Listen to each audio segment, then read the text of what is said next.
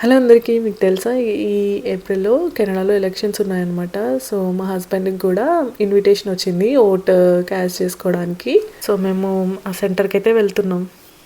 Hello, vote వేయడానికి వచ్చాడు. ఇక్కడ ఫస్ట్ టైం ఓట్ వేయబోతున్నాడు సందీప్. సో మేము ఓట్ క్యాస్ట్ చేయడానికి ఇక్కడికి వచ్చామన్నమాట సెంటర్కి. చూసారా ఇక్కడ ఏమీ అసలు హడావిడే లేదు. ఎవరికి వాళ్ళు వచ్చి ఓటేసేసుకొని సైలెంట్గా వెళ్ళిపోతున్నారు. ఏ పార్టీ వాళ్ళు కానీ ఎవ్వరూ లేరు అసలు. అక్కడికి వచ్చే వరకు ఆ ఓట్ అనేది కూడా కనిపిస్తలేదు. ఇక్కడ చూసారా టెస్టాలో సెక్యూరిటీకి లాక్ ఎలా ఉందో. ఇది ఆ సెంటర్ నేమ్ అనమాట. సో ఇక్కడికి వచ్చి అందరైతే ఓటింగ్ కాస్ట్ చేస్తున్నారు. ఇది మనకి ఇన్విటేషన్ పోస్ట్లో వచ్చింది. అది తీసుకొని వెళ్ళి మనం ఓట్ వేయాలన్నమాట. మా హస్బెండ్ కూడా లోపలికి వెళ్ళిపోయారనమాట ఓట్ వేయడానికి. ఇలా వెళ్ళి అలా జస్ట్ 2 minutes వచ్చేసారు. చాలా సింపుల్గా ఉంది ప్రాసెస్ అని చెప్తున్నారు అనమాట. హాయ్ సందీప్, ఏంటి స్పెషల్ టుడే? ఓట్ వేయడానికి వచ్చాను. నువ్వు వేసిన వాళ్ళు గెలుస్తారు అనుకుంటున్నావా? గెలుస్తారు. చూద్దాం. ఇక్కడ రిజల్ట్ కూడా తొందరగా వచ్చేస్తుంది కదా.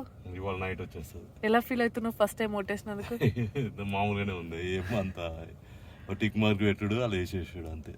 ఇక్కడ ఓటింగ్ ఎంత సింపుల్ అంటే జస్ట్ పెన్సిల్తోని ఒక చెక్ మార్క్ పెట్టడమేనంట. మన దగ్గర అయితే ఆ బ్యాలెట్ బాక్స్లు అవి చాలా హడావిడి ఉంటుంది కదా. అసలు ఇక్కడ చూడండి ఎంత క్వైట్గా ఉందో. సో మనకి మార్నింగ్ 9:30 నుంచి ఈవినింగ్ 9:30 వరకు టైం ఉంటుందన్నమాట వచ్చి ఓట్ చేయడానికి. కొంతమంది వాళ్ళ ఓటు క్యాష్ చేసి పోస్ట్లో పంపించేస్తారనమాట. ముందు కొన్ని డేస్ లైక్ 10 days ఏదో టైం ఉండే దానికి. అలా కుదిరిన వాళ్ళు ఇలా సెంటర్కి వచ్చి కూడా చేయొచ్చు. 2 options. అండ్ ఇక్కడ ఓట్ చేయడానికి హాలిడే కూడా లేదు. మన దగ్గర హాలిడే అంత హడావిడి చాలా డిఫరెంట్గా ఉంటుంది కదా. నాకు చాలా కొత్తగా అనిపించింది ఈ ప్రాసెస్. మీకు ఎలా అనిపించిందో తప్పకుండా కామెంట్ చేసి చెప్పండి. క్యాస్టింగ్ అవ్వగానే వెంటనే కౌంటింగ్ అయిపోయి రిజల్ట్స్ వచ్చేస్తాయి. అంటే ఈ నైట్కే రిజల్ట్స్ డిక్లేర్ అయిపోతాయి ఇక్కడ.